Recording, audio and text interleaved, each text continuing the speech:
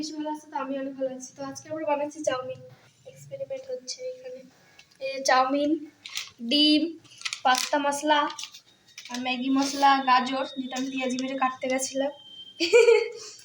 আর চলো চাউমিনটাকে, এই যে দেখো আমরা ঝুড়ি পাইনি তাই চামচ দিয়ে কি করছি, চাউমিন তুলছি। জলটাকে আলাদা, চাউমিনটাকে আলাদা করছি। হ্যাঁ, চাউমিনটাকে আলাদা করছি। এখন আমরা গ্যাসটাকে বন্ধ রেখেছি কারণ কি এখন হ্যাঁ গ্যাস শেষ হয়ে যেতে পারে, একদম মিনি সিলিন্ডার তো তাই। সো গাইস, আমরা এখন যখন এগুলোকে ভাজবো তখন এই গাজরটাকে আমরা কেটে নিয়েছি। কোন খুলতি, এই যে গাজর কেটেছি। আর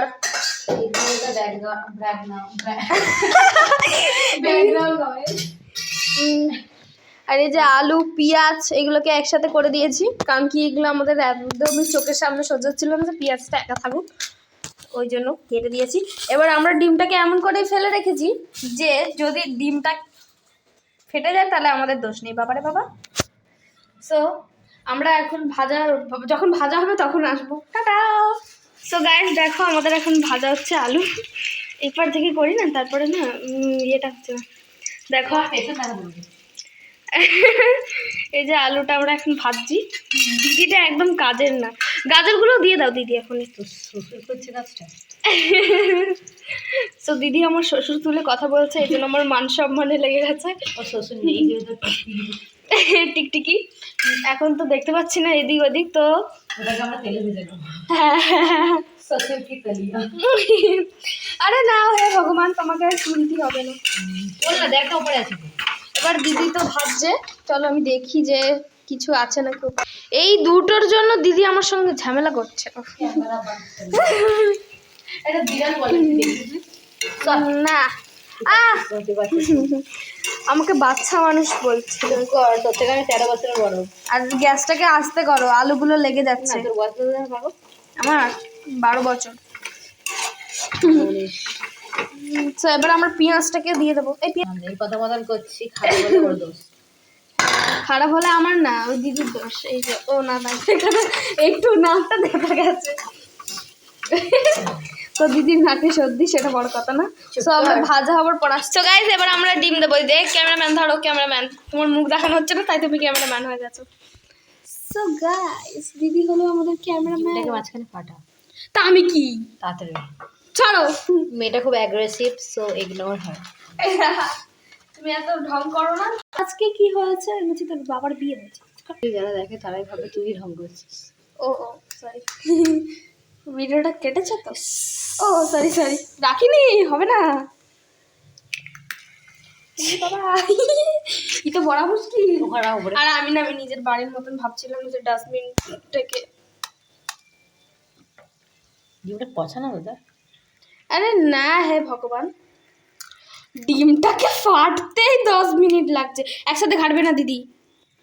তুই শর্ত বন্ধ করো। তো এই যে আমাদের দিদি কাজ করছে এখন, খুবই বড় মানুষ।